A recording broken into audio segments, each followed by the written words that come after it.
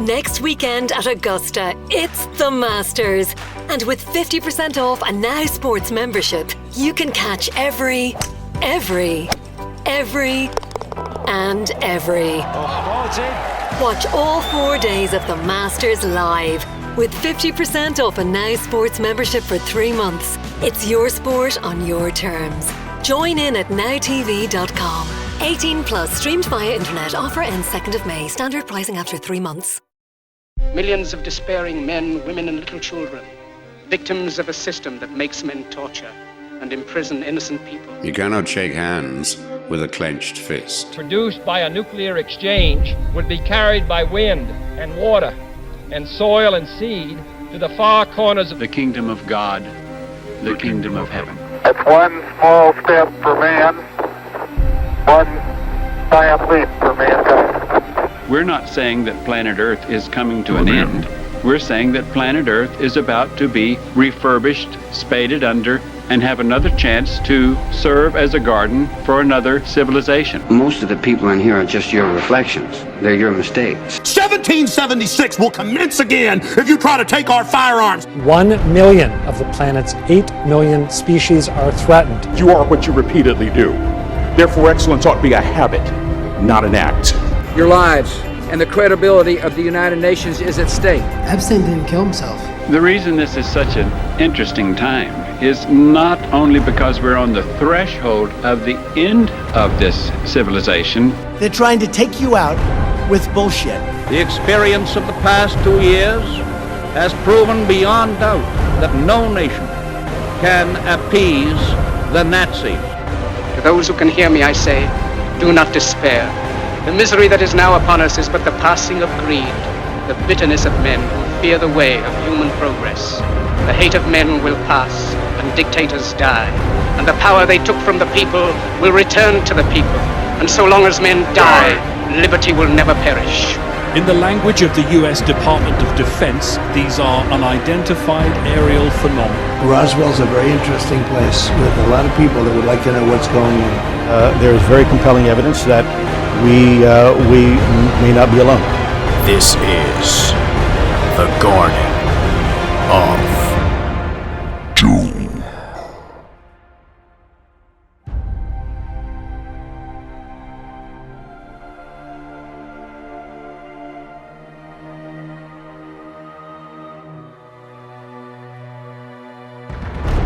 Welcome everybody to episode 30 of Garden of Doom, and we have a special guest this week, as we have been doing the last, a few months really.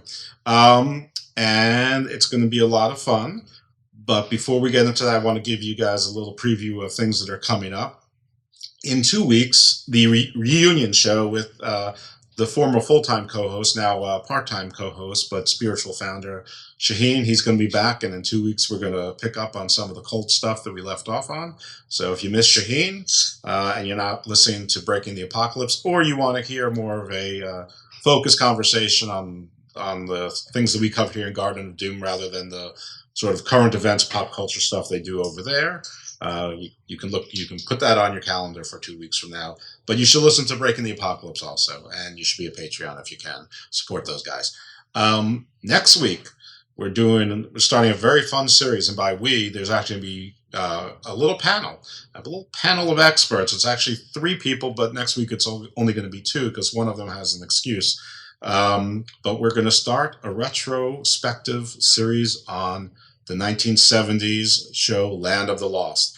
And we're going to try to cover episodes 1 through 9 of season 1 next week, of which there's 17 episodes in season 1, and then there's 13 episodes in season 2 and season 3. And then maybe we'll do the movie afterwards. I don't know. We haven't really talked about that. But I have to tell you, the shit is deep. And by the way, guest today, who I have not yet introduced, you can curse on this show if you feel like it. You don't have to, but you can. I'm not a big cursor, but I drop some curses. So, all right, audience, so you know the next 2 weeks. So, as you also know, we do a Garden of Doom proverb of the week. So this week's proverb of the week is, if you stare into the abyss long enough, you only see the dark. So there you go. Pretty spooky, huh? Yeah, definitely spooky. And we're going to do the word of the week early this week so that we can get straight to our guest and dedicate most of the show to her. And our word of this week is peripetia. And that's Peripeteia. And what is that? It's a sudden reversal of fortune or change in circumstances, especially in reference to a fictional narrative. So the movie Reversal of Fortune was an example of peripetia, or what happened to Charles Palmieri once he realized that Kaiser Soze just walked out of his office. So, without further ado, our guest this week is Dina Levy. I'm going to try and come up with a funny name for the title of the show, maybe When the Levy Breaks instead of When the Levy Breaks, who knows. But Dina is an artist. She was trained in actual fashion schools. She was a member of the fashion industry, still is actually. She's also a musician with recorded albums. She's in a band with actually her husband. So sorry, heartbreak guys out there and gals. She's taken. Well, she can speak for herself on that. Who knows? Things are fluid these days. So she's done a whole bunch of stuff like that. And I'm going to let her introduce herself, do a better job of that, and then we're going to explore some of the intricacies that make up her mind. So, Dina, how are you doing today? I'm good. How are you? I'm very well, thank you. Thank you for joining us here on the Garden of Doom on our monumental episode 30. That's almost 4 months. No, what am I saying? That's like almost 6 months. Wow. Yeah. Yeah. Something like that. It's very exciting. So, why don't you give yourself a better introduction or a better brief bio on, how you would describe yourself in a few sentences, and then we're going to go through some of what you said point by point, because there's a lot of interesting stuff in there to unpack. Sure. You did a good job, but I'll expand on it. I live in New York City. I work in the fashion industry, mainly on the business side, but I did go to school for fashion industry and took a lot of fashion illustration classes. I am an artist. I did not make art for a very long time and just started again about 5 years ago. And I kind of incorporate my fashion background with a more expressive style and use both together. I'm married, as you said. I'm in a band with my husband, which I've been in for about 20 years. And we are part of a pretty tight community of musicians here in New York. I have a teenage son. What's he doing? Those are probably what's he do? He goes to high school in his bedroom because of COVID, and he's into video games and computers, and he likes to draw as well. My husband draws also. We all make a lot of art in the house. Good. And that's it. I definitely believe a person is not just one thing. You can't define somebody just by their job or their career. So I like to define myself by all the things that I do. So. Who's the best drawer? Oh, I don't know. That's tough. Don't worry, no one's listening. I can't answer that. Okay. Me? I don't know. Okay, you good. All right. That's good. We're going to stick with you. We all have very different styles. Excellent. Perfect. Yeah. All right. So when you sent me your bio, first you sent me one that I think is like your Instagram description, for your art page. The second one was bio too, and that's the one that I actually honed in on, because that one I found to be much more interesting. So you started with, I'm a Libra through and through. So tell me, what does that mean? And why did you start with that? And just a little clause, the second one was kind of a part to that first one. The first one was a little bit more bigger picture, like the things I just said. And I felt like the second one was just kind of more little details about myself. But as I wrote it, they are important things about myself. I'm not even an expert on horoscopes, so don't ask me anything too specific, but I do like to follow them. I've gone through periods of time where every day I have to read my horoscope in the newspaper. It's just kind of like a little, almost like good luck thing for the day. And, until a few years ago, I didn't know that much about, besides your main sign, how there's also like the sun and the rising sign and all that. And somebody did my chart And I guess you can be a Libra or you can be a Taurus, but then you also have your rising sign and your sun sign and your moon sign, and mine are all Libra. So, which I thought was interesting because usually people aren't the same for all 3 or 4 of those things. And, the characteristics of a Libra are, the representation, the image is the scales, and it's about being balanced. And Lady I Justice. think and justice. I am a pretty balanced, just person. I don't always feel that way inside, I guess, but people always come to me and look at me as that person, as being balanced, being honest, being even-keeled, kind of the person that everybody relies on, everybody comes to tell their problems and expects sensible advice from. So I think those are the things about Libra that I identify with the most, even though, like I said, I don't know if I always really feel that way, because I definitely have some unbalanced sides to me, as everyone does, but I'm sort of that person for everybody. Wow. I'm the one that everybody, expects to make the right decision, be the honest person, be even-keeled, take care of everything, be there for everyone. So, Good. That's probably not a bad trait. Sounds like a lot of pressure, though. Now, the audience can't see this because this is audio, but actually we're seeing each other on Zoom, so she probably has a pretty good view of the giant scorpion on my shoulder, which should tell the world I'm a Scorpio. And I've been told I'm a Scorpio through and through as well. I don't know about the waning or waxing. My son is a Scorpio, yeah. But I am actually looking to book a horoscope tarot card, an expert in those areas. I don't know if you want to call it Wicca, witchcraft, or psychic. Well, whatever. I know some people, if you want me to recommend some. I absolutely do. I would like you to recommend them to me so they contact me so I know that they're interested, because I've been doing a lot of banging on doors and not getting answers, or 8 out of 10 times you get an answer, someone's trying to sell you something rather than to share any information. I'm like, what are you talking about? This is a commercial for you. And they're like, a $10 donation is required. I'm like, first of all, the amount of $10, it's so random and so small, it's almost like, why do it? But at the same time, you're like, this person doesn't value their knowledge if they're asking for $10. So for scammers out there, pick a better number than $10. It's not low. It's too low for any reasonable. Well, maybe you're not looking for reasonable people. All right, maybe I just answered my own little mystery. All right, so you said that you're not an expert on horoscopes, but what got you into it? What got you into following the horoscopes? I feel like it was something I just always kind of. I thought it was fun, and then I guess the more I looked into it, I'd see it's a whole. I don't know if industry is the right word, but it's a big thing that people follow, almost like religion, It is an industry. It's a business, and it is like religion. And it's like a religion. I don't. Like I also said in my bio, I'm not 100% sure if I believe in it, but it's almost something like kind of grasp onto sometimes to give you a little bit of hope, if that makes sense. Like you're going to have a good day today. It doesn't feel good when you get a bad horoscope and it says something bad's going to happen.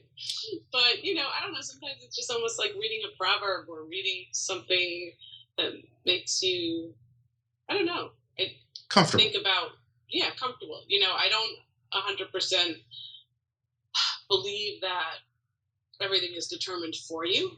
So, but some, which also kind of relates to religion. I don't think that, I think you can make your own destiny, but I also think some stuff is out of your control. So horoscope is a little bit of both, I guess, because you can kind of take whatever it says and make it what you want, almost like how, fake a smile and then you'll have it and say things are going to be good. You're going to have a good day. So if you kind of read something that's going to make you feel good, then you're going to go in that direction.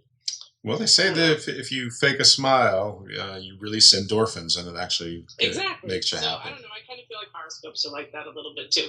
And I'm also, I believe that in like the vibrations of the moon and the pull of the moon and all that. So I think horoscopes and all of that kind of tie into each other, that there's a little bit of a power out there that's out of your control. There's things that are out of your control, and there's things that are in your control. So I guess I kind of look at horoscopes all part of that bigger idea. All right, if that makes sense. I don't know. Of course it makes sense. I'm not an expert on it, so. This is Garden of Doom. Everything makes sense. Yeah. So let's talk about those moon cycles and the power of the moon and the vibrations of the moon. Let's explore that a little bit. What do you know about that? I also don't know a ton about that either, but I know that it definitely, I don't know how to, I guess I'm not a very scientific person. I believe in science, and I think it's hugely important. But my brain doesn't necessarily think very scientifically, but I do know, it's a little bit more emotional and artsy, the way my brain thinks. But I know that the moon does give off, energy and vibrations, and it affects the tides, and it affects things. So I think it can, and they say it affects a woman's cycle. Some people say that's true, some say it's not. So I do think that it could give off some vibes and energy that could change how you feel or change the energy in the air, Well, so they have, I love looking at it. I like drawing it. I do things, again, I know people are very serious about this and know a lot more than me, but I do things like I've gone and stood outside during a full moon or a new moon and thought about things to let go of, and when there's a full moon you're supposed to let go of things and then start fresh during the new moon. I've gone outside, I've burnt a piece of paper where I've written things on it. So again, I'm not, some people I know like live and die by that stuff. I'm not, but I don't do that, but I like doing that kind of stuff. Again, I feel like some of it, it's the same thing as the horoscopes. Some of it's a little bit out of your control, but some of it's just almost like a ceremony or a meditation for you to kind of move in the direction that you want to move in. So it's very natural road maps or road marks for the world, and I mean natural in the most literal of way. I mean we know that the ancient peoples were measuring things by moon cycles as well. Right. And there's a lot of geometry and sacred geometry built around the cycles of the moon, and then they expanded. And those are topics for other shows. We're not going to get into that too much here.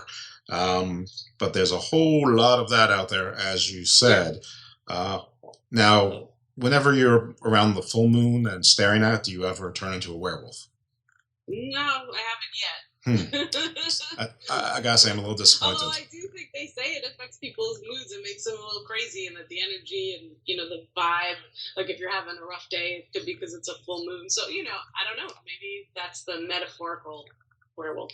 Well, the word lunatic comes from moon, so exactly. So yeah, I'm sure it's a metaphorical werewolf in that regards. But in the Garden of Doom, we do not reject the premise that there are werewolves. Right. Actually, I don't either. Yeah, we actually encourage the premise that there are werewolves. So we just don't have support for it at the moment. Right. Okay. So you described yourself as an ex-goth. So what's a goth? Well, I can send you a cute little video about it.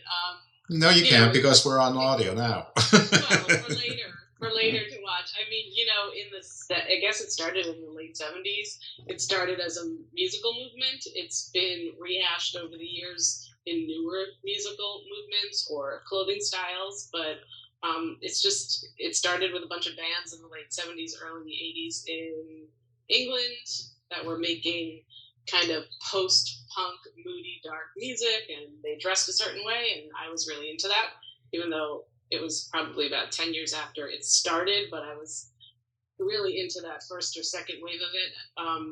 In the late 80s, early 90s, bands like Bauhaus, Susie and the Banshees. I wore my hair like Susie and the Banshees. I wore a lot of eyeliner and black lipstick and dressed all in black, and I kind of, and I guess I'm not that anymore, but I still listen to that kind of music. Dark, moody, so that's how I describe it. Okay, so it's not because you were a warlike Germanic tribe from the Dark Ages. Okay, not that kind of goth. Music and the feel of the music and the way you dress and all of that. So to be clear, you never felt inspired to sack Rome. To what? Sack Rome. Okay. Because the Goths were big into that. I mean, the Vandals ultimately succeeded, but, Yeah, no. Okay. And so when you describe yourself as post-Goth, you don't mean a Visigoth. You mean a different kind of Goth. So what is post-Goth? Well, I mean, like, I don't really dress like that anymore. And, it was an expressive style of dress and music in the 80s, 90s, and it still is. It's like people that shop at Hot Topic. Gotcha. That's like the newer version of it. But, I'm still a little dark and moody, and my work can be dark sometimes, my art. And well, I got this shirt at Hot Topic, Bullet Club. That's wrestling. Yeah, and I still wear a lot of black, and, So do I. It's a vibe. Okay. Are you a Young Bucks fan? No. Don't even know who they are. Perfect. Good. You're better off. So, sorry, people out there, not a hater. All right. So, you also said you're an ex-activist. What were you an activist for, and how did you express your activism? Right. And it doesn't mean that I still don't want to be one. I just don't do it as much.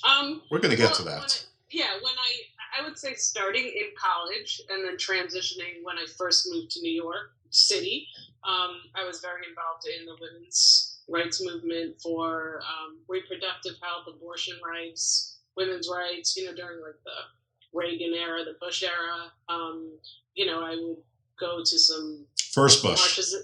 HW, right? I guess. I don't even remember. Yeah. But, I went to some marches in Washington. Then when I moved to New York City, I joined a small activist group, which I think used to be bigger before I joined it, called WHAM, which stood for Women's Health Action and Mobilization. And they did a lot of work with ACT UP. I'm not sure if you're familiar with ACT UP, which was a very big political group in New York and became very nationally known for AIDS, fighting for AIDS, funding, gay rights. They were very big in New York City. It almost became like a national movement, but WHAM kind of worked with them, then sort of spun off, and we would just, again, do all kinds of marches, go to DC, do marches in the city. It was when they were trying to, really turn over abortion rights, reproductive rights for women, which the government still is, working for the legalization of same-sex marriage, things like that. So okay. I was pretty, and the group became a little bit smaller in the 90s. I guess people didn't care as much. I don't know. And then as Clinton became president, I don't remember what year that was. When things are more democratic and left-leaning government, activism tends to get lazy, I guess. But for a long time, when the president was supporting all those types of things, I was pretty involved in fighting those things.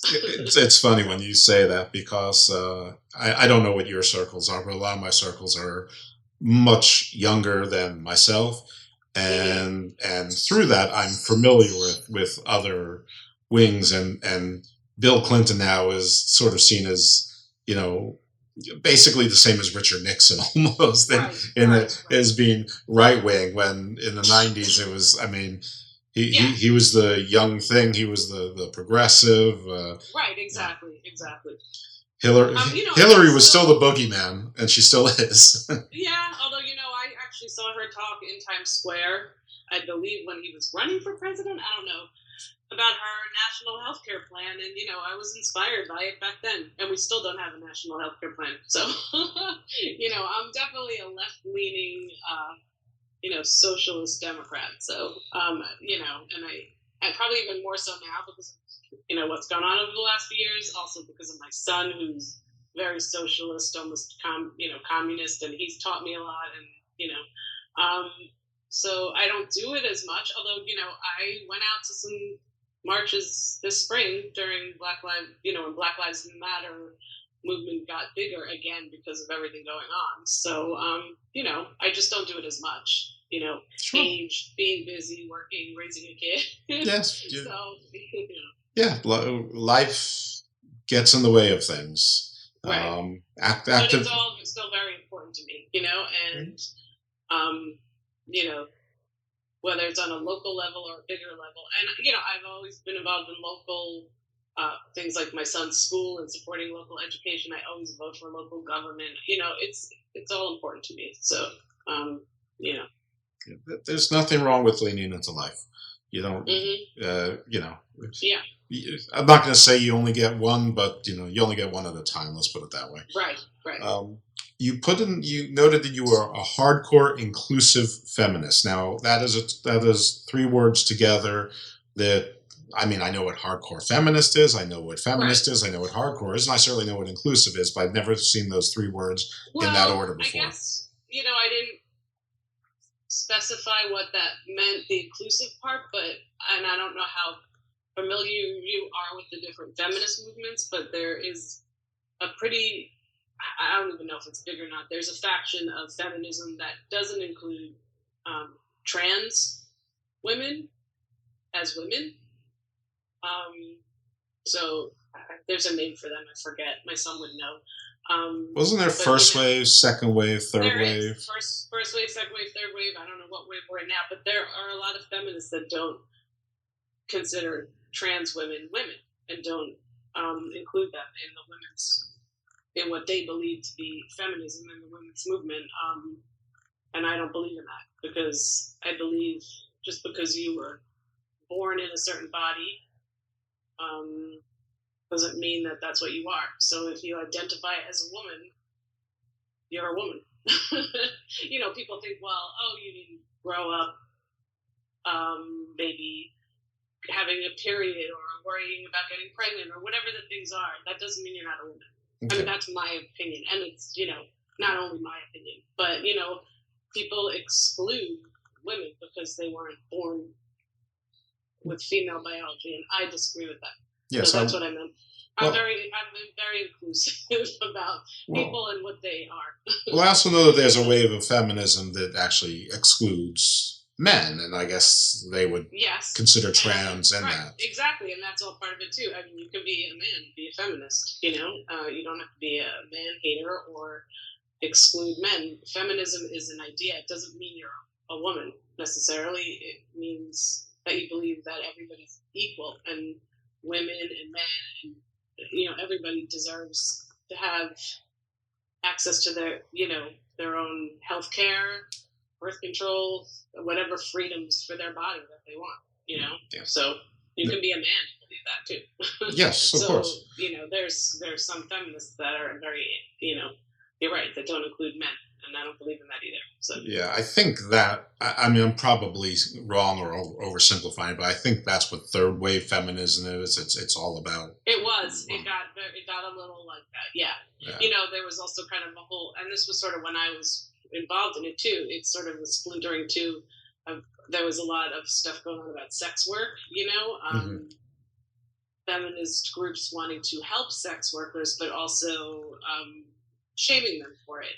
Yeah. And some people, that's what they do. They don't have a choice, or it's what they want to do, whether it be, prostitution or now online sex work. A lot of people, you can take it forward to right now. Tons of people have lost any type of means of employment in the last year, so they've chosen to make money by doing online sex work. So what?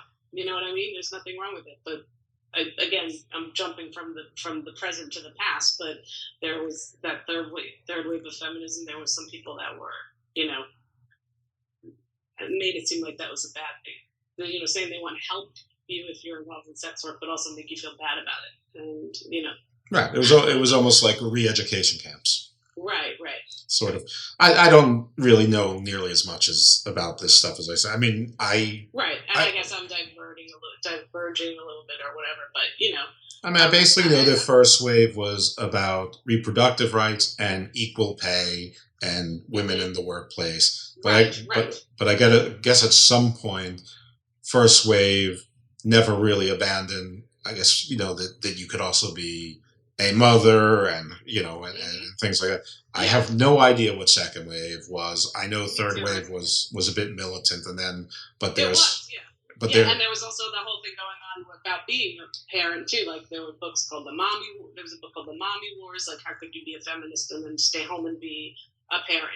Like you have to have a career. But again, that's all being not inclusive and being judgmental, So all of these things, whether it's including men, including stay-at-home moms, all of it, why can't you be a feminist and support all these things and do whatever you want?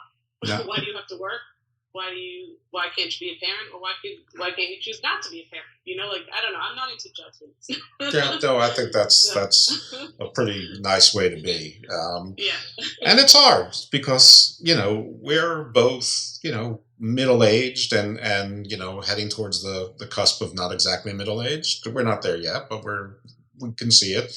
And we weren't wired to necessarily be non-judgmental. Right, exactly, yeah. We were raised on the Brady Bunch and and things like that. That was and then there was Married with Children, which was very much the opposite.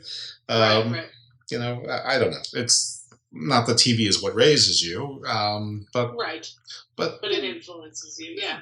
Yeah, but the Huxtables were not unusual, or or the what was the Seavers in what was Family Matters? Family Ties. Family Ties, yeah. Right. Anyway, sort of what would be called traditional family values, though. That's probably right. All right. Now, this is not an advocacy statement at all. This is a question, and I'm not even sure if you can answer it. But I have heard this before. I've even thought this before in my musings, not in trying to make arguments or even, maybe arguing with myself and not coming to a conclusion. But if someone can identify as a different gender, and I'm not saying they wake up and they say, hey, I want to be a man, or hey, I want to be a woman. We are acknowledging that the triviality of my words does not represent the gravitas of the statement. But what if someone felt that they were also a First Nation person, or they were African American, or they were white? I mean, what is to stop somebody from self-identifying as something else that was previously considered to be immutable? And that immutable characteristic is what gave people protections under most federal and state laws. If there's no longer immutable traits, don't all civil rights protections, all federal and state laws, aren't they in jeopardy by making everything fluid, everything a state of mind? Well, I don't know. That is a hard question to answer, and it was a long question.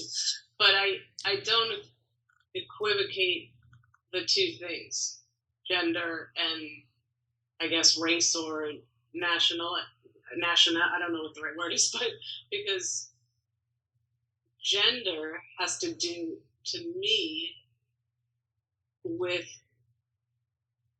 women have always had to fight for things like equal pay and rights for their own body.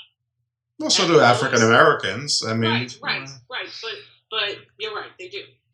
But you can be an African American woman or a white woman, right? Sure. Or any type of woman. But if the government is trying to say you can't, have your health insurance pay for your birth control, or you can't have an abortion, that's going to be the case regardless of what color your skin is, or what. I definitely agree that reproductive rights exist in its own bucket outside of this. So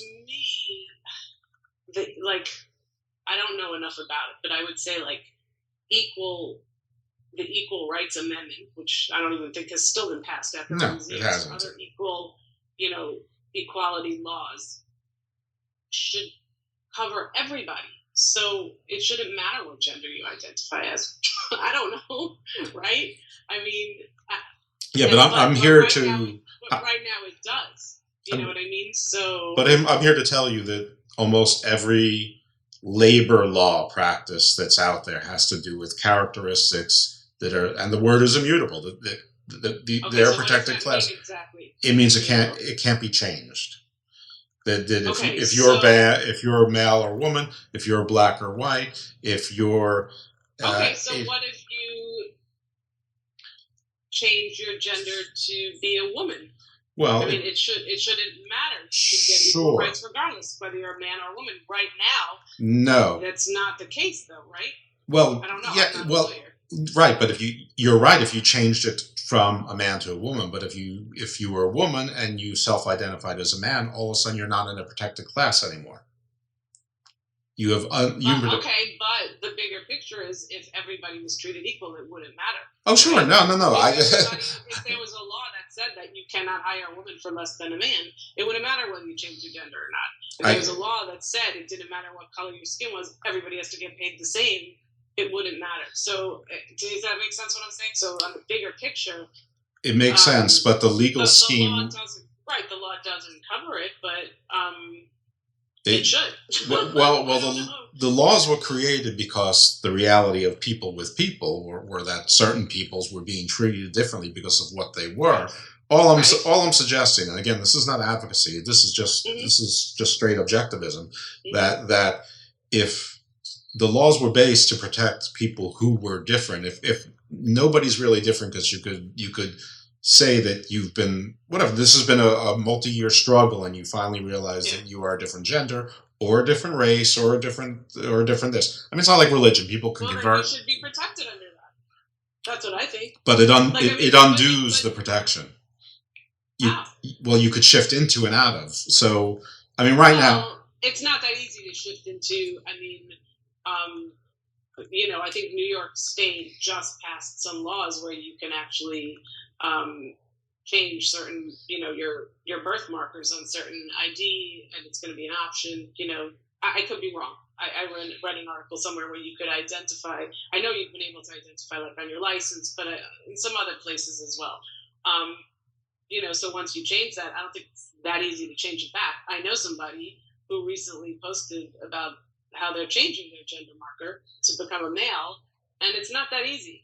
It doesn't. You can't just say, just because you can say it, and it should be true if you say it and it's how you feel. But if you want to actually change it and have the laws, whatever the laws are protect you have to go through a lot of rigmarole to actually change that. So it's not that easy. And I think that's fair. I don't know if it's fair or not. Some of the things you have to do are ridiculous. You have to post an article in the paper and and I'll do all this bullshit before you can actually change your gender marker, which I think is a little much. But it's not something that people decide on lightly, I don't think. No. I'm not saying that either.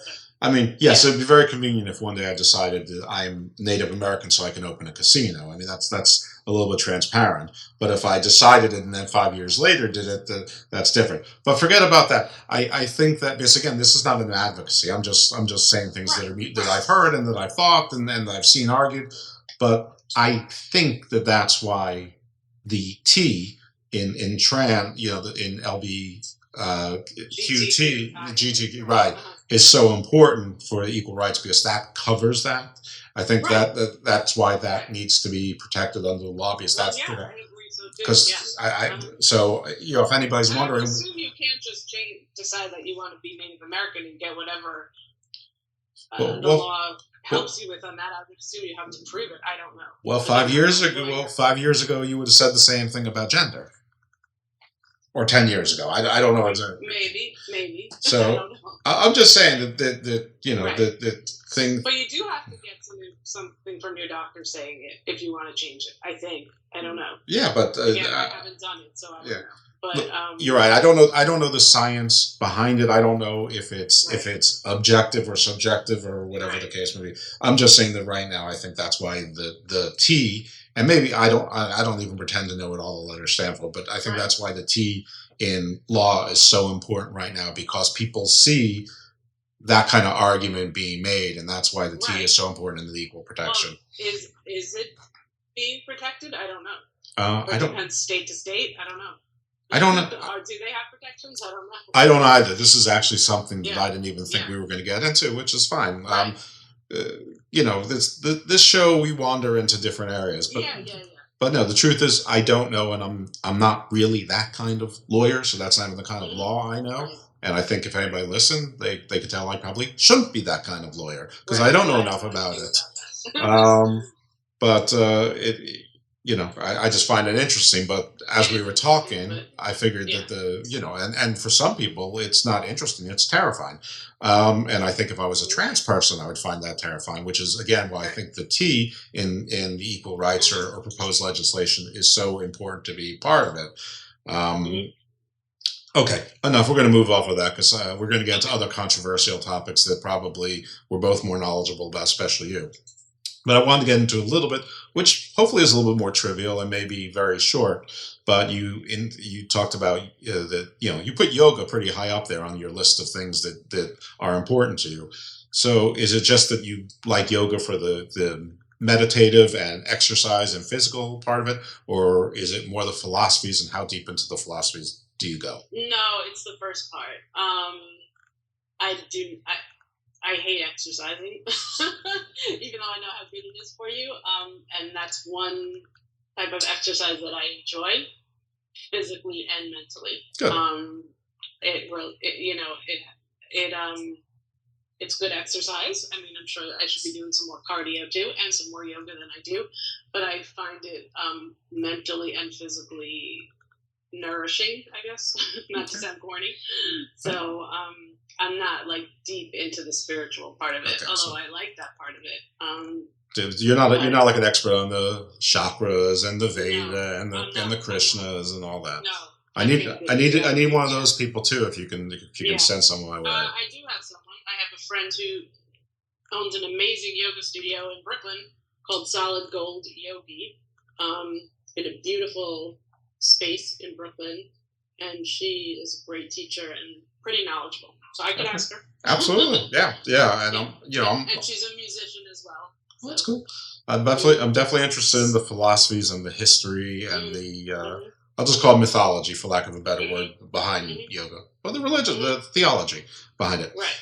Okay, so we already talked about you being a PTA mom, and that sort of normalizes you. We didn't talk about that. Oh, we didn't. All right. Well, we don't have to.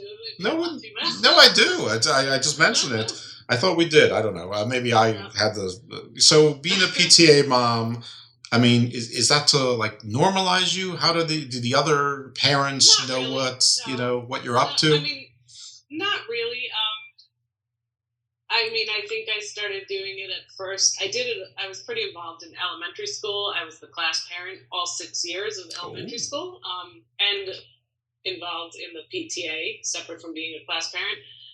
No, I mean, it was mainly because I only have one kid, and he's really important to me, and he goes to school in New York City, and there are some amazing schools in New York City, there's some terrible schools in New York City, and there's a bunch in between, and there's not a lot of money in the schools in New York City, so takes a lot of parent involvement to make the schools good. So that's kind of how I first got involved, and I enjoy it. I kind of like doing a lot. So I'm like burnt out. I like working full time, being the PTA, being in a band, doing it all. And it keeps you very involved in what's going on at school. It's probably very different than sending your kid to school in the suburbs, where you either don't even have to worry about that as much because there's more money. People pay a lot more taxes, and the schools, at least in some neighborhoods, are probably have a lot more. In a public school in New York, if you want to have certain types of arts and performance and supplies in the classroom and this and that, you got to have a good PTA that raises money for that, because the city's not paying for any of that. Yeah. So, I think I kind of just got sucked into it because of that, and, didn't stop. I didn't do it for a couple of years in middle school. I think I was burnt out on it, and now the last few years in high school, I've been on the PTA executive board at my son's school, which is about a board of 10 people. We basically organize all the fundraisers, decide what all the PTA meetings are going to be about. We're very involved with what's going on in the school. So very cool. Yeah. Do you have any notion as to why I asked you to be on the show? Because I'm so interesting. well, sort of. Well, I'm going to tell you, and you are, and we've actually. That was a joke, by the way. That's okay. That's all right. No, we've spent a good amount of time talking about things that I wasn't even planning when I first invited you on, which is great. There's absolutely nothing wrong with that. But I will tell you, because you are in two industries, the fashion industry and the music industry, both of which are perceived from the outside as being glamorous. Both, everyone knows, are very hard to get into both of them, especially at a high level. Both are thought of as being glamorous and ruthless, and both really aren't that glamorous for the vast majority of people who are in them. And you're in both.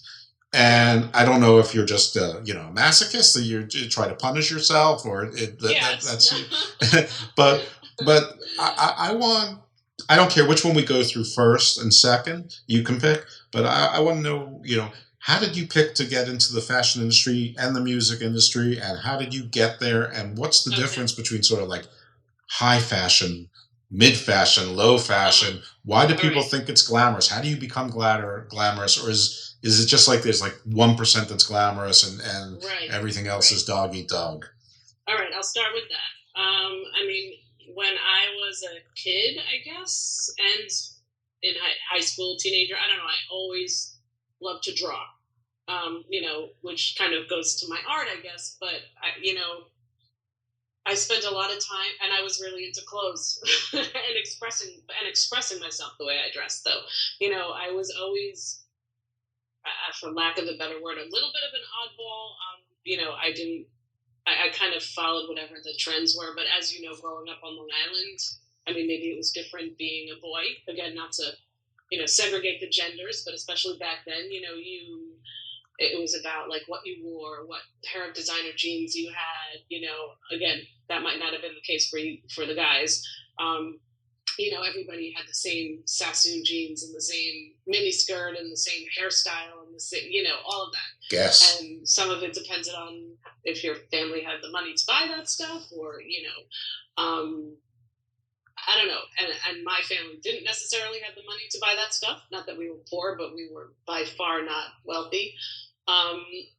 And for whatever reason, I kind of chose to not do any of that. And so I like to dress a little bit different. If everybody had the same jeans, I had to have them in purple, but I don't know, I was always like that. When I was a little teeny kid, we would have to go somewhere as a family, and I'd come downstairs and my mom would be like, "What are you wearing? That doesn't match. What? I bought you the matching top to that skirt. Why are you wearing that with red tights instead of black tights?" I just always kind of like to dress a little bit different.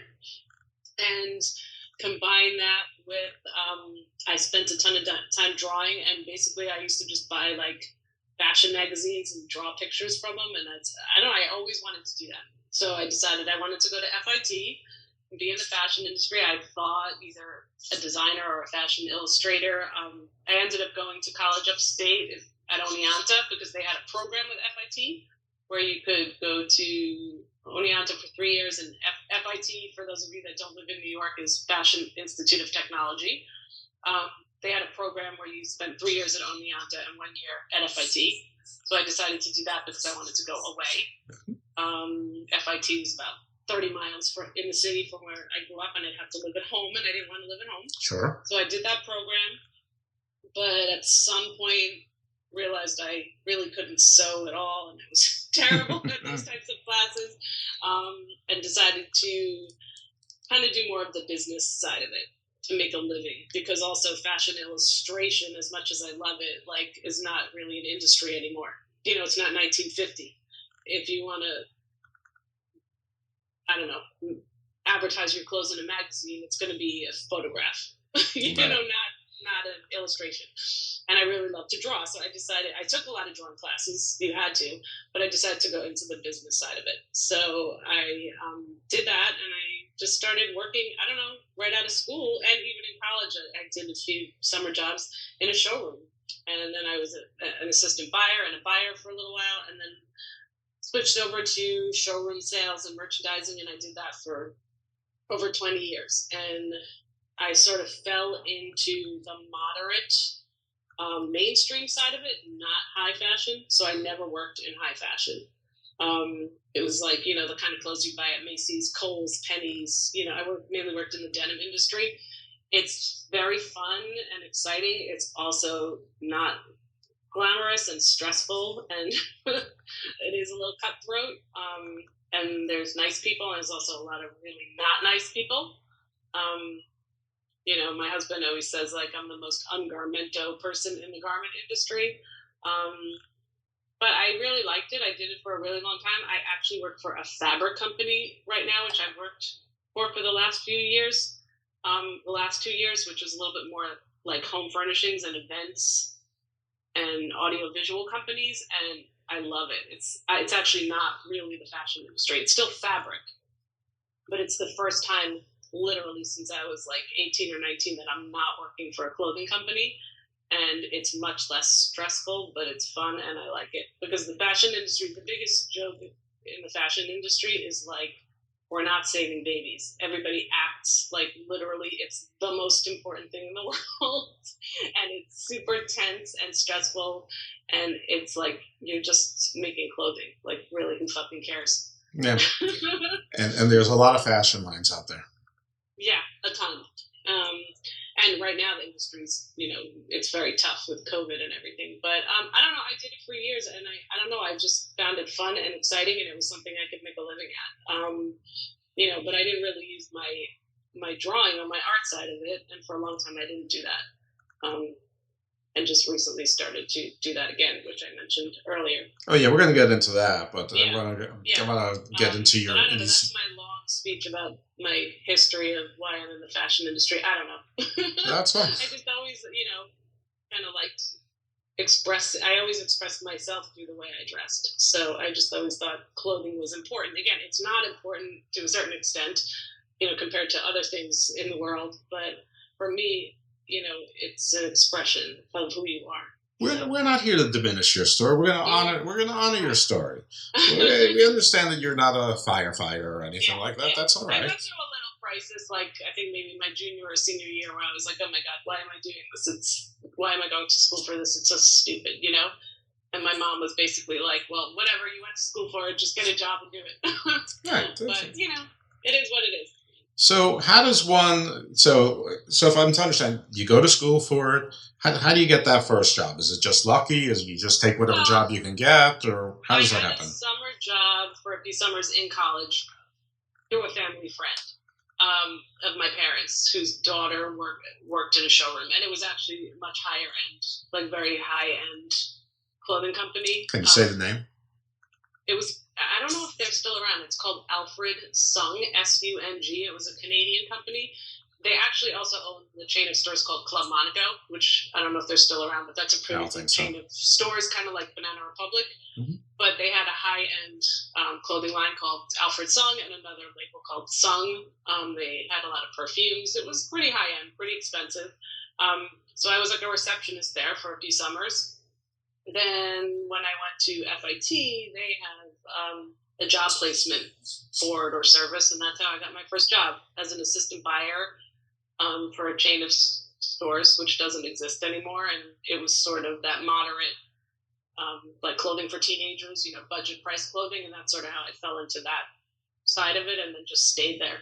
And pretty much almost every job I've ever had has been through somebody I know or somebody I worked for, networking.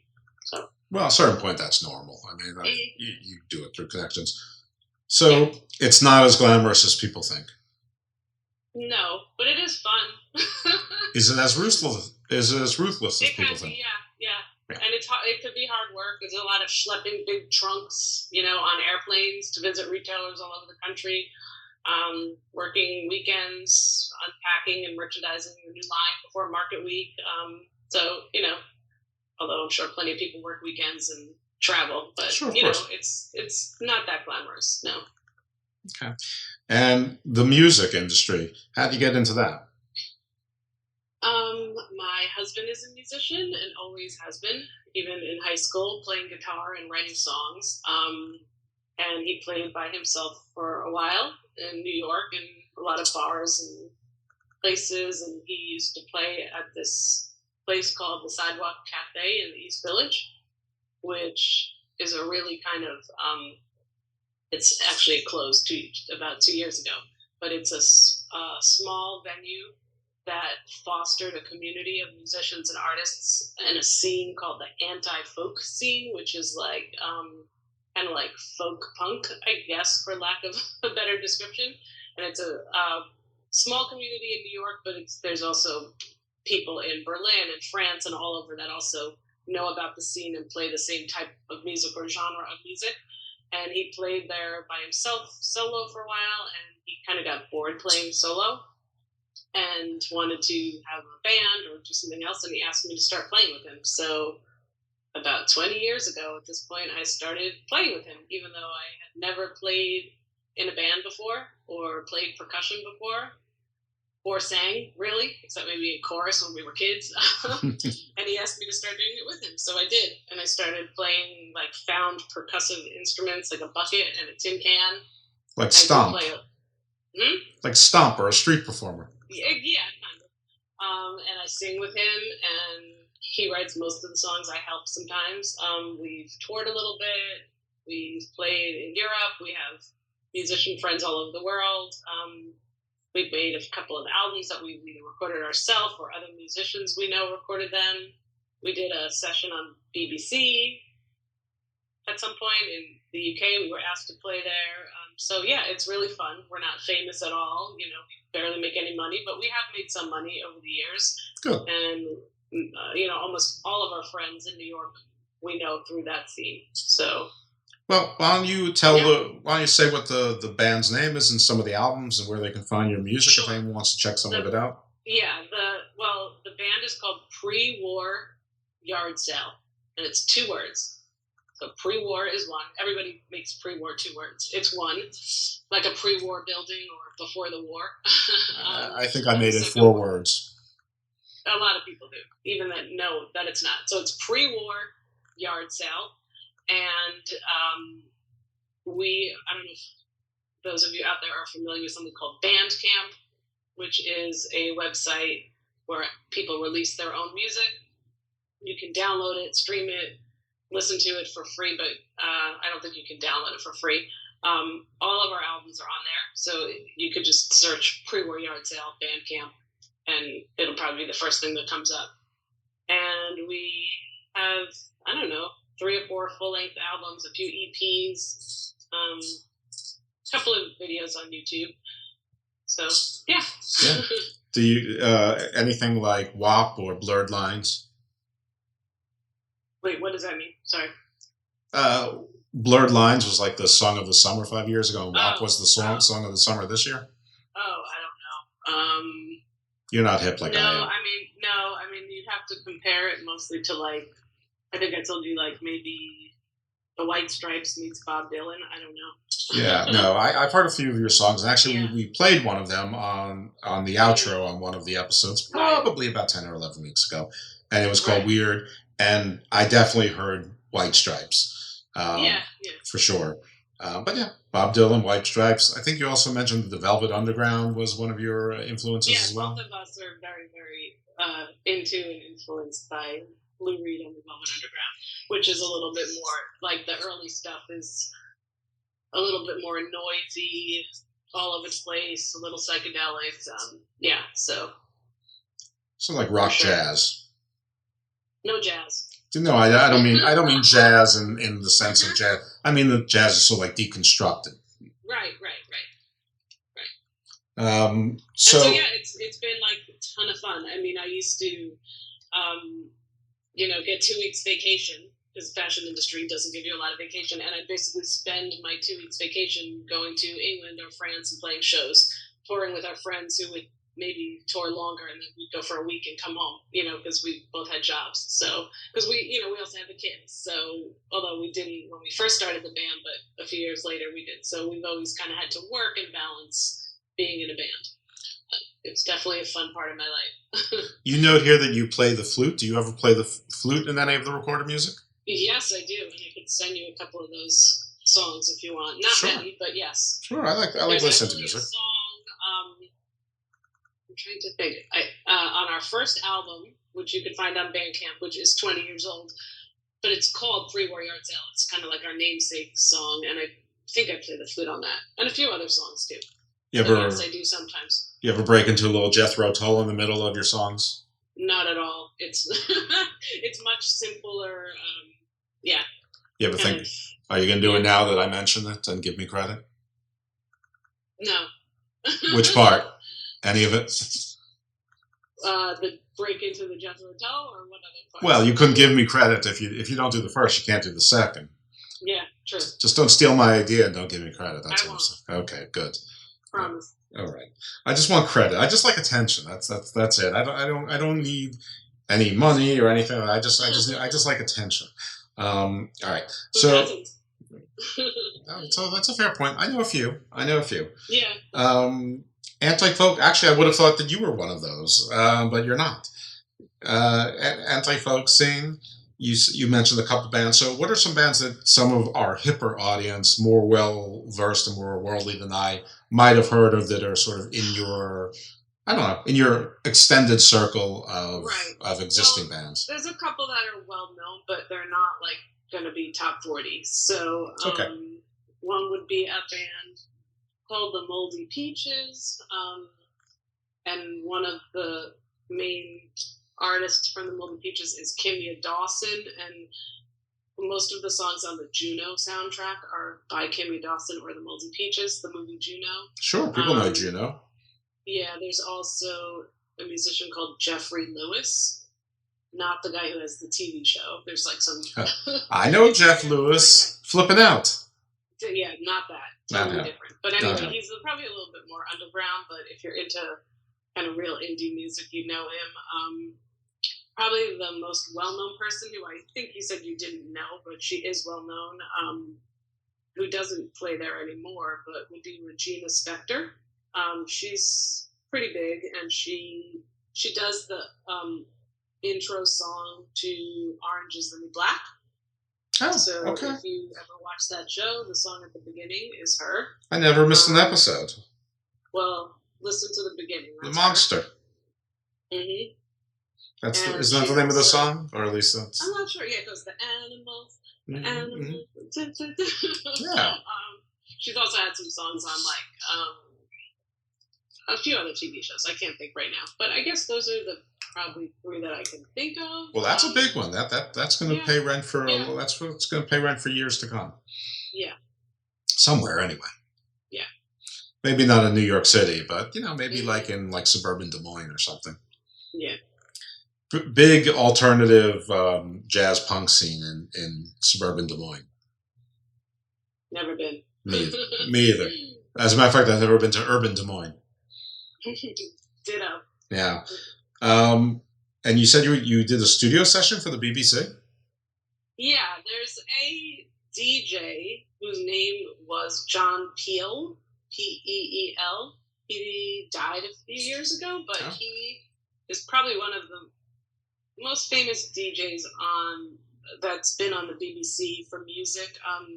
In the 80s and 90s, there was almost every band has played on it, like especially indie, like bands like The Cure and New Order and all those types of bands. And then there's a series of albums that came out, I guess, in the 80s and 90s that were called the Peel Sessions, and he would record them, and then they would release the albums and they would be on the show. So if you're into like kind of indie music or any type of, I don't know, goth or new wave or anything, and if you're from Europe, you're going to know, or the UK, you're going to know who John Peel is. So one of our trips to London, we played a few shows at a few small bars, and we met a couple who really liked our music and decided they wanted to record us and put out a vinyl EP on vinyl. So they did. They paid for it, or I think we split it. I don't know. We put out some vinyl, little 45 records with 4 songs on it, and the husband sent our record to the BBC, to John Peel, and he liked it, and they asked us to do a session. So we went back to the UK a few months later, and we went to the BBC. We didn't get to meet him, because we just met the producers in the studio, but we recorded it's called a Peel session, and then he plays it on his show, basically. So they send you first class tickets and have you stay in a 5-star hotel? No, but they didn't, actually, I don't think. Although we have had trips paid for to play overseas, but I don't remember. They did not buy our plane tickets. But that's not the rule. The rule is not that you get paid. This is mostly you but pay. We got to be on, we got to be on the BBC, and we have a recording of the session, and we got to. But the point is, it's pay to play. Is that it's that your bill is not being you're footing your own bill for this. Right. That's. So John Peel basically have a different band on his show every week. So there's been thousands and thousands of bands on his show, which is cool. I mean, used to play, regular 2-hour show, and then dispersed throughout the show, he would play your stuff if you did a peel session for that week. But it was exciting for us. So. No, it's very exciting. It's very exciting. I'm just trying to dispel the everything is glamour and everything's paid for, and you get to sit in first class on British Airways and have champagne the entire time. First class in my life. So. I once got bumped into first class because they wanted to put a family together. Yeah. And that was actually pretty great. They gave me as many of those little drink bottles as I wanted, and I was in my 20s. I was going to a wedding. I was the best man. So, no, I wasn't the best man. The guy I was with was the best man.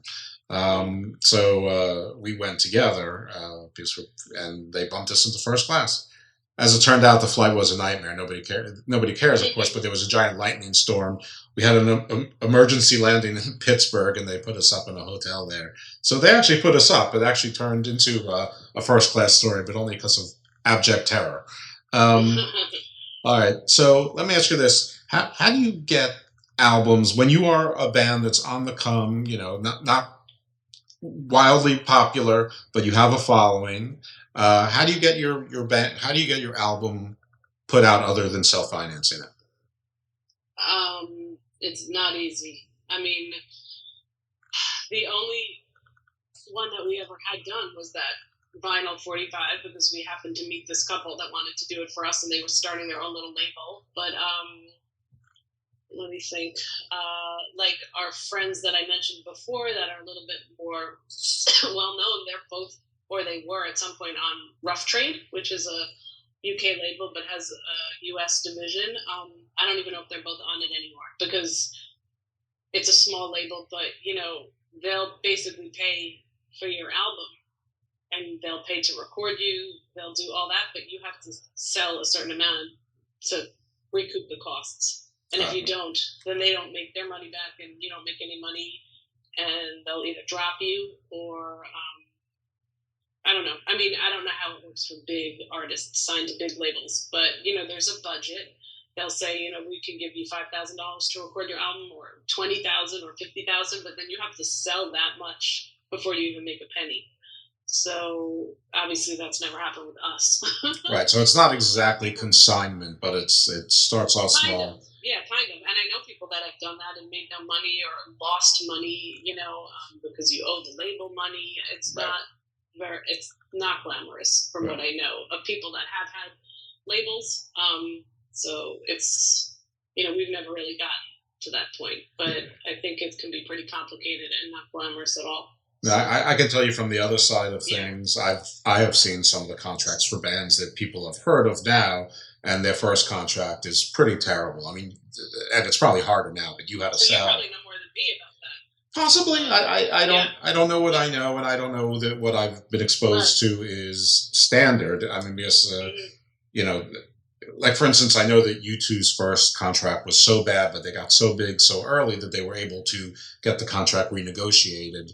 But that's just because they exploded. I would think that your average band, and I'm making this up, but let's just say, I'm going to say U2, obviously Superstardom, but like The Alarm, not Superstardom, but probably everyone heard of The Alarm, same time, basically the same part of the world. I am sure that they were not able to renegotiate their first contract. They probably had to wait for their second or third contract to get better, and they might not have had a third contract because they sort of came and went. Right, and you hear stories about people, and I know people where then they own your songs. Some people sign away the rights to their songs. There's a lot to it. Or people that have tried to break contracts and they can't release the songs on their own. Or they can't release any music while they're tied to contracts. So I think that's definitely a pretty ruthless industry, I believe. Yeah, it all, ironically or strangely, this all went sort of public after American Idol, when Kelly Clarkson challenged her contract, and like all the American Idol contracts, they were so one-sided, they were almost deemed unconscionable, or I don't remember the particularities of it, but it's like the whole industry was exposed. Of course, it all became sort of irrelevant because people started buying songs, by the ones. But anyway, all right. So I sent you a couple things over the course of our conversations. I don't know if you got to look at them. Things are art-like, well, not art-like, that are art, but more in my world. So I don't know if you had a chance to look at the Lascaux cave paintings or the Nazca line or any hieroglyphics. I'm sorry. That's okay. Listen, we don't need to make up things to talk about the mutants.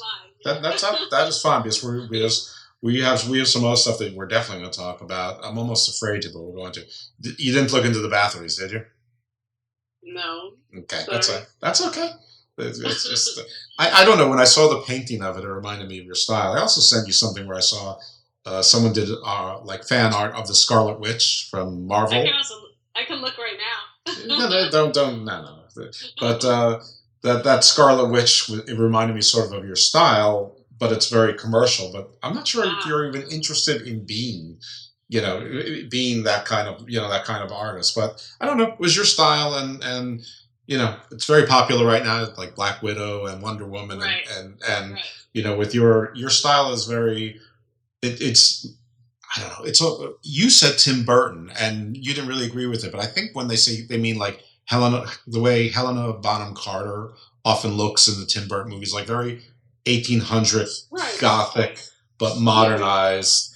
It's almost like Victorian with a dark edge. So that's what made me think of that. So if you ever want to get more commercial, you could probably do that in like the superhero and horror area. And the nice thing about those areas are they rely on fans, so they don't try to go crazy on like copyrights and things like that. They allow fan art and things like that to exist to be resold without licenses. I mean, I certainly would love to make money in my art, and I do sell art, but I don't necessarily want to make what I don't want to make. If that makes sense. Sure. Like, I want people to want it for my art. I mean, I've done one or two small commissions, and they didn't go that well, or I didn't feel comfortable with them so much. Where the person wanted me to change stuff and make it look different, and I want people to want my art for what it is, if that makes sense. that 100% makes sense. And I do sell it. I'm not on Etsy or anything. I've tried that. It doesn't really work. I mainly sell it just by posting on Instagram and Facebook. And I do, when it wasn't COVID, small art shows and like vendor events at bars in New York. And I work very hard at my Instagram to get followers, use the right hashtags, and follow other artists, and kind of network on a small level. But I do sell work, and I sell prints of my work, and I make jewelry out of my work. So, well, before I forget, this episode of Garden of Doom is sponsored by Vivir, VIVIR, La Magica, MAGICA, por Viviana, which is a new YouTube show. So check that out, subscribe. It's in Spanish, so but it's beautiful, and it's gonna talk about cultural things about South America, tourism, feng shui, beauty, a whole history of things. So, Vivir la magia por Viviana. And now, with that segue, I'm going to let you talk about your art stuff. You talked about where they can find your music. So where can they check out your art stuff? What are those sites? So I would say the best place would be my Instagram, which is Dina, D-I-N-A, and then dot, which is a period, inks, I-N-K-S. So Dina.inks. And I do have my work for sale on a I don't know if you're familiar, there's a website called Big Cartel, which is basically a website shop that you can sell your art at. And that link is just Dina Inc., all one word, .bigcartel.com. But if that's too long to remember, you could just go to my Instagram, Dina.inks, and the link is in the bio of where you can buy my art. And I only have a handful of stuff up on there, but basically anything on my Instagram is for sale, and you can message me.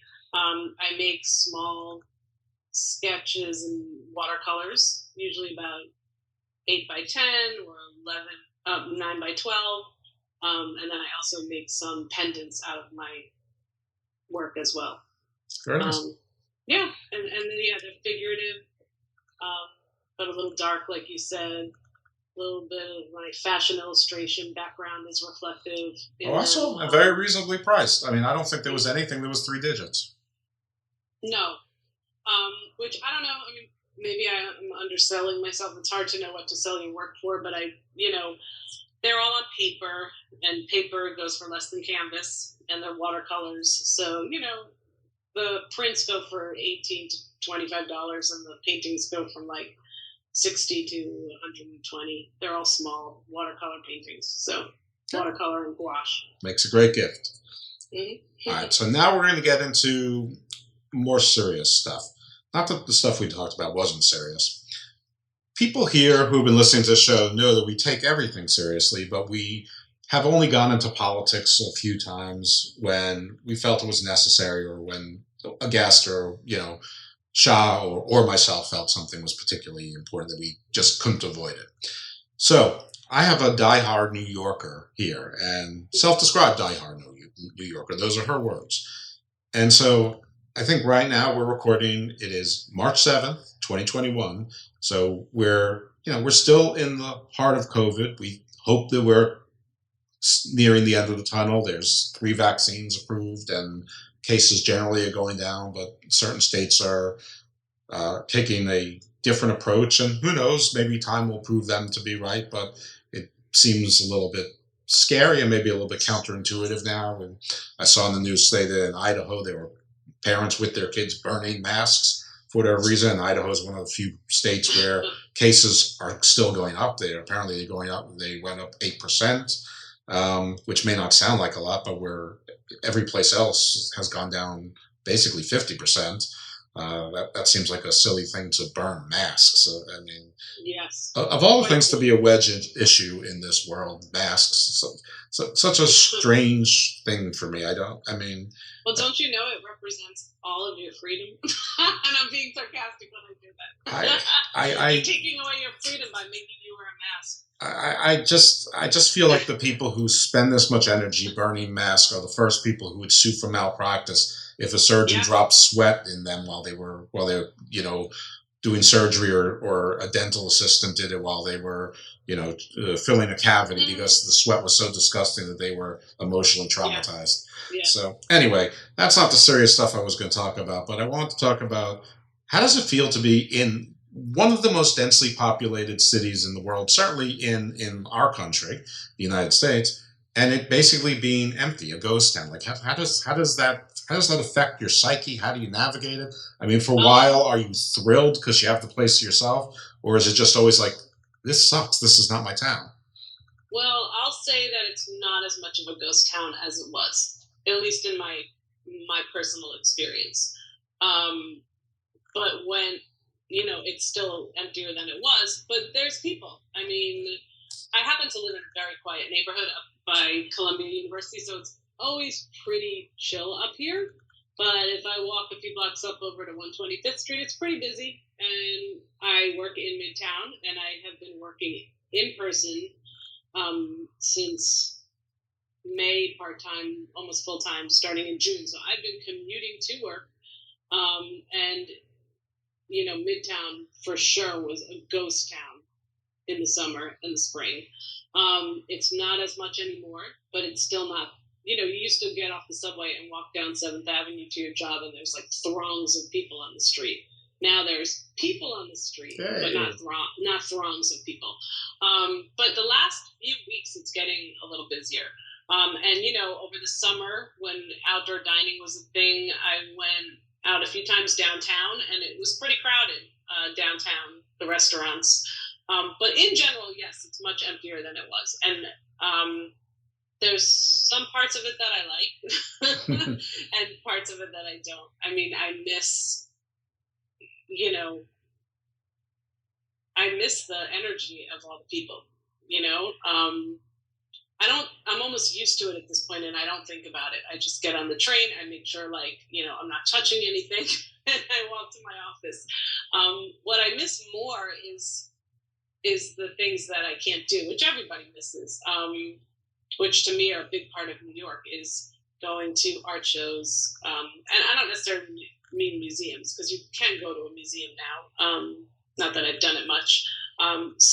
Small art shows with friends, art openings that are packed, little dark bars in Brooklyn to see bands play, parties with friends. I mean, even though I'm not a kid, I still do a lot of that stuff, but I haven't in the past year. I mean, I've barely seen any friends. Most of my friends live in Brooklyn.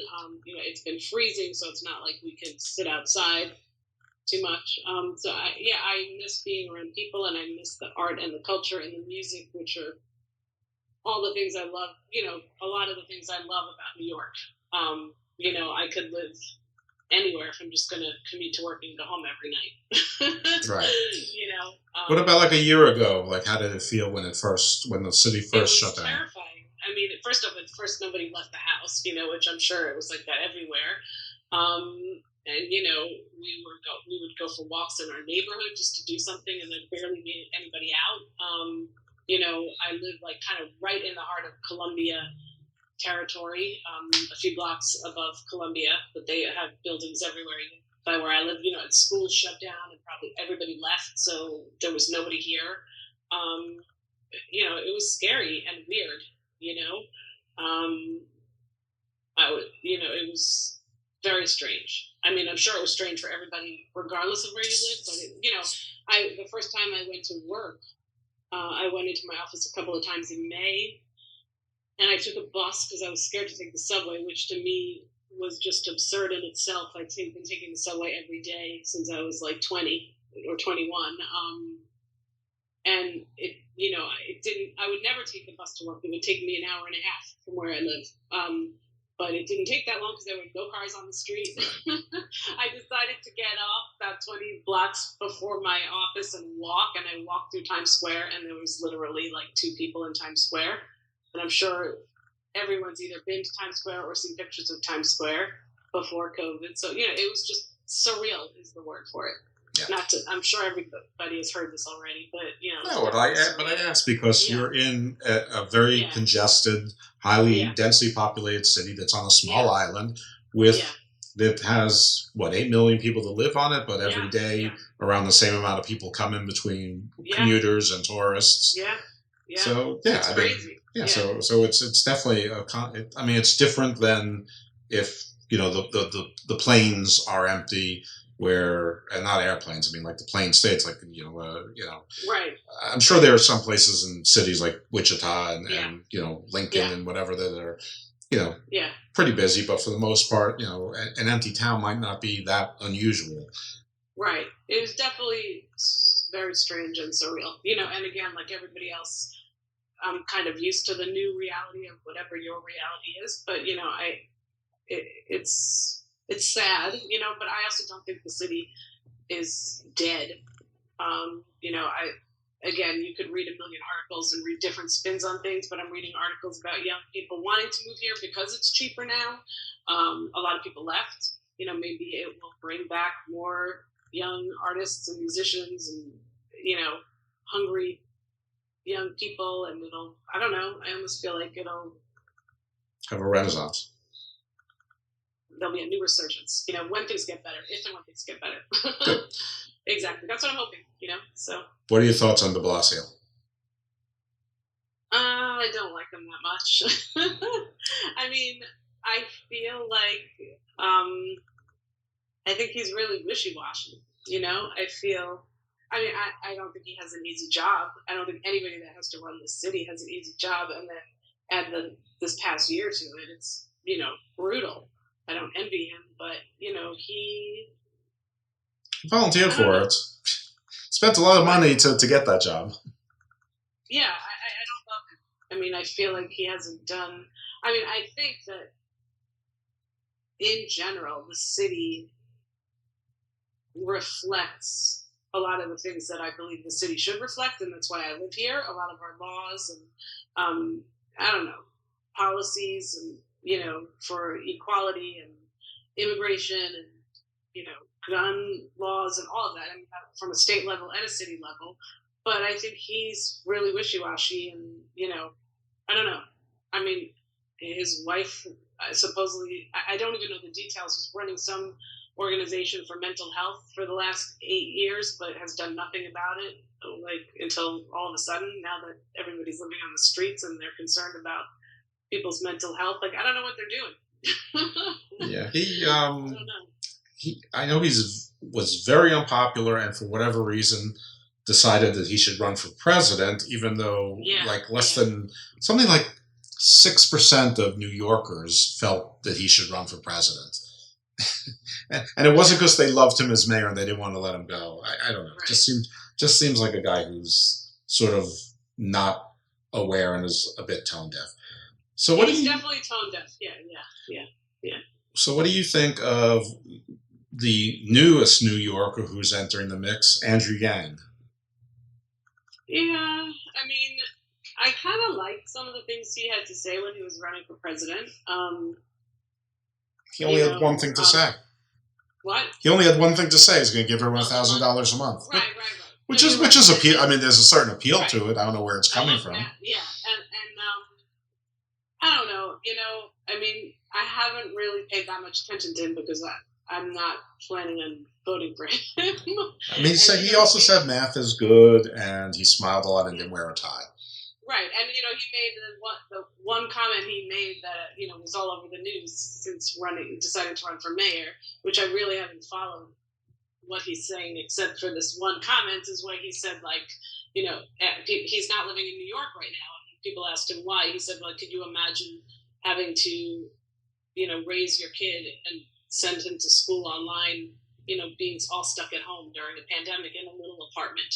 I mean, that's like the most tone deaf thing you can say. That's what every New Yorker that has a kid has been doing for the last year. Right, so, there you go. As soon as he said that, I just wrote him off. He's like, of course I had to move out of the city. Could you imagine having to, send your kid to school and work from home, and I'll be stuck at home in a little apartment? Hello, every parent in New York is doing that. And the truth is, the thing you could say. Not even every parent to run to a house somewhere else, And not even every parent is doing that, because there are some private schools that are open, and I know that because I listen to a bunch of podcasts where people say their kids are in school. Schools that are back open, hybrid too, but that's not the point. The fact that he said that is beyond tone deaf. But the point is he's one of the people who could have afforded any school, and so it was an unforced error. Right. He could have sent his kids to any place he wanted, but but I get your bigger point, which is bigger than mine. Mine is just a corollary that it's even artificial, that if he wanted to stay there, he didn't even need to say that. And I'm pretty sure that wherever he was living, it wouldn't have been a small apartment either. I'm sure. Yeah. So okay, well, so much for Andrew Yang. He lost a bunch of points there, but he smiles nice. All right, so here's the big question for all of New York. Governor Cuomo.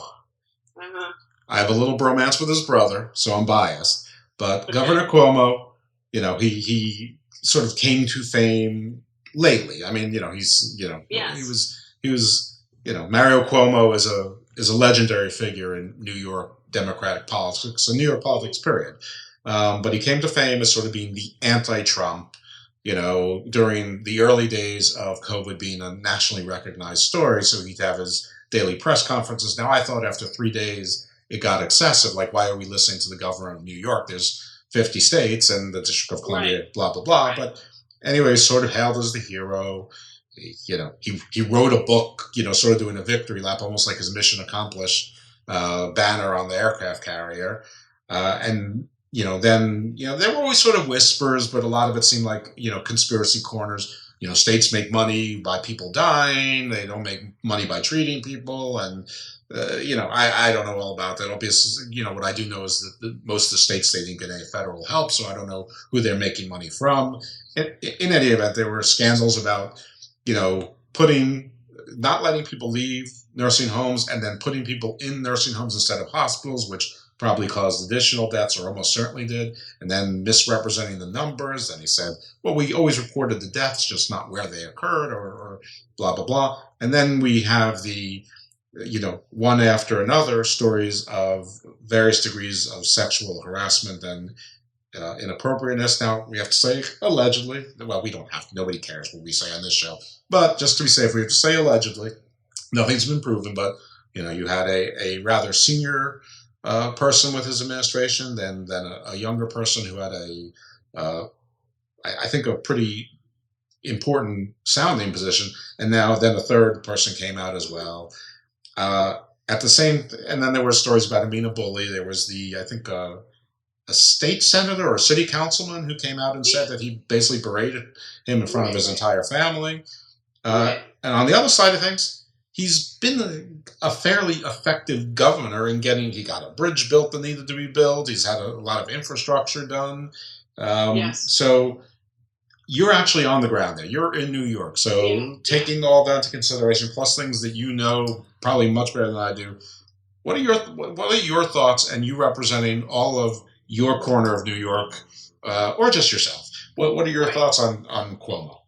Well, I mean, starting from the beginning of the pandemic, I at first obviously thought he did a good job compared to Trump, and took charge, which I think was needed. And, he put into place a lot of policies that were needed to control the pandemic, and I was all for that. I did feel that he had a little bit of a, kind of power-hungry, cocky attitude, which I didn't like. But I felt like he got the job done. And I felt like our president was not getting the job done. And, so I was kind of okay with it, but I was like, oh, he's kind of an asshole. And, I also a few times said, like, out loud to various people, like, I wonder why he doesn't run for president. Like, what skeletons does he have in his closet? I mean, all politicians too. I don't trust any politicians, but unfortunately or fortunately, depending on how you think, they are here to stay. So, we have a governor, we have a president, we have a mayor, we have a council, so there's going to be politicians. But I don't trust most of them. I'm probably not surprised about all the stuff coming out, I think, I think what he did with the nursing homes, all along he was talking about transparency, and obviously he wasn't being transparent. Yeah. So, and it affected people's lives. So, I definitely have an issue with that. I think he's, and I think he's been, I don't know, it's as far as all of the policies with COVID, I think he made a lot of the right decisions as far as businesses go, but I also think some of them didn't make sense. Like, I don't know, like where he shut down indoor dining in New York, which I'm fine with, because now they're saying, that could be how the virus is spread. But there were numbers showing that, family gatherings were causing a lot more than indoor dining. I felt like some of the decisions he made, he just made because he made them, because he wanted to like exert some power. I think he's power hungry, or I don't know if power hungry is the right word. He is a little bit dictatorial. likes to flex his muscles. Yeah, a lot, and But do you agree with me that Chris is bromance worthy? I like him. Yeah. I kind of stopped watching as much CNN as I did at the beginning. I got a little addicted to all the news at the beginning of the pandemic, and and with everything going on with Trump. It backed off a little bit, so I haven't been watching him as much lately. But I was watching him every night, and yes, I like him, and certainly more good looking than his brother. Although neither one of them are tight. But yeah, I think. I think that if this stuff is true, he needs to be held accountable.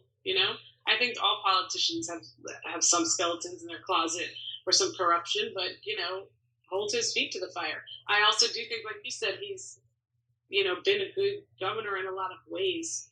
I mean, I remember at one point when Trump was, not.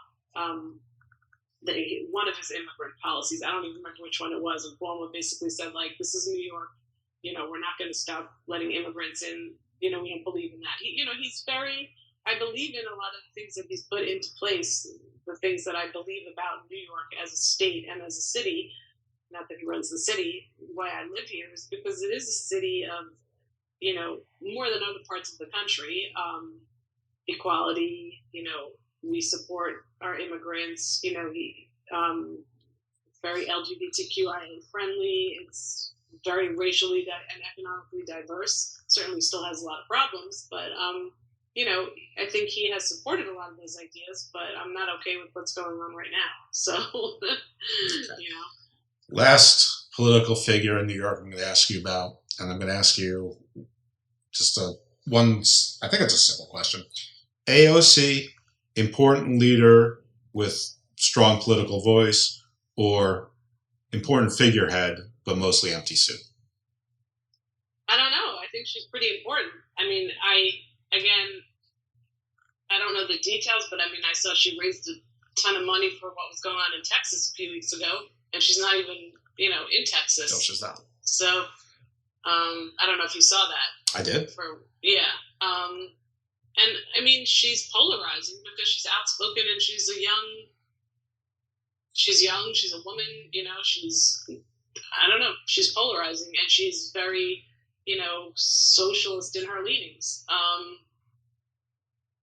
mean, I don't know. You know, my biggest, I guess, thoughts about politics, I don't know if politics is the right word, is that I believe that, you know, I believe in a lot of socialist ideas. I'm not saying we should become a full-on socialist country. I don't know. But, you know, we should be helping people that need help. We should be providing health insurance or access to health insurance for people that need health insurance. We shouldn't be discriminating against anyone. We should, you know, I don't know. And she's very outspoken about all these things, you know. I like her. Okay. I think that's fair enough. I mean, there was a question. I don't know. Yeah. She's not my local politician, and right. I hear both, and you know, I think at age 30 or 31, whatever she is, she's accomplished a lot. And even if she isn't a skilled legislator yet, she brings a lot more to the table. I don't agree with all of her politics, but one thing, there's a lot of people I don't agree with all of their politics. There's a lot of people I don't agree with all of their politics strongly. But coming out of what we came out of, I prefer, if I had to pick one, I would pick the one where people are trying to do right by more people and trying to help rather than hurt. Exactly. You know, if I had to choose between, it seems to me that there's a lot more people who are afraid of 2020 Germany than 1940 Germany, and that's scary. I'll take 2020 Germany over 1940 Germany anytime. I'll take Sweden and Norway now, even if it's more socialistic than 1939 Germany or 1950 Russia. And I thought that was the choice. So if that's the choice, well, you know, if everyone's taxes go up, sure, you're going to buy less. That's how I feel too. You know, I'll pay more taxes to help, you know, the greater cause, because I'm assuming it'll help everybody. I don't know. I mean, I need to see the details, but I'm not one of those people that's going to say, well, if it doesn't help me directly, I'm not going to do it, because helping everybody helps our society. You know, if everybody had better education, access to education, all the things that if that would help, I would pay more. You know, trust me, it's not like I have a lot of money, but you know. I'm not even saying that. I'm just saying, like, this. I know that there's people going to tell me that there's no way those things will work, or this, that, and the other thing. I'm just saying that if the choice is between people who would rather help and try to make everyone's lives better, or, you know, that their disposition, their inclination is to try to do positive things, even if they're doomed to failure, I'd rather them to be against people who are trying to make people's lives worse. And those things seem to be, there's a long history of those things having short-term success and a catastrophic long-term failure. Yes, absolutely. So even though my show is Garden of Doom, we can leave it with a little bit of garden. Not a big endorsement for de Blasio, no surprise there. Not a big endorsement for Yang, a little bit of a disappointment there, but perhaps he can rehabilitate himself. Maybe. Cuomo, I think, you know, I'm hearing a lot of mixed bag there and some disappointment, and I think that's sort of how I think some of the world is really piling on and is really happy to tear him down. But I've seen some recent polls in New York that it's about 55% still support him, which I think shows that they're sort of torn about, that on that he's been an effective governor, but this stuff in the whole is rather troubling. Yes, it is. So all right, so you're like the heartbeat of New York. So you are, so there. All right, so folks, I think this is going to bring us to the end of this, but you can check out Dina's music, Pre-War Yard Sale. Again, 2 words. Pre-war is 1 word. Second word is yard sale. And I believe you said Bandcamp is the site where the stuff can be found. And the best place to find her artwork is at dina.inks, INKS, and the dot is like a period, not DOT. Any place else they can find your stuff or see you, or do you want to pitch your husband's stuff? Does he have any solo work? No, I would say just go to Pre-War Yard Sale. Yeah. All right. Listen, thank you very much. Thank you for being on Garden of Doom, and I do hope to hear from you or some of your referrals saying, "Hey, Dina sent me." Because I'll send him your way. Yes, because I'm Mr. Curious. Okay. All right, this is good. Yes. All right. Well, thank you. Have a great week, and hopefully you will enjoy the show and share it with all your friends. Everyone, we thank Dina Levy once again for being our guest and talking to us about the fashion industry, the music industry, her experience, New York, some politics, all sorts of stuff. Sort of being a alternative mom, sort of, which is, I don't know, a phrase I just came up with. But being, completely devoted mom, PTA, all that, but also juggling some, high pressure, high time threshold careers, which people, like I said, often think of as glamorous, but in reality, they usually are anything but fashion and music. And hopefully you enjoyed that exploration and the microcosm of New York and a slice of our society. So, like I said, next week, we're going to get into the land of the lost, which is deep. And then after that, the reunion show. And we've got some exciting things lined up for you going into April and even May. I'm booking into May at this point. All right. So take care, all. See you later. And thank you for joining me in the Garden of Doom.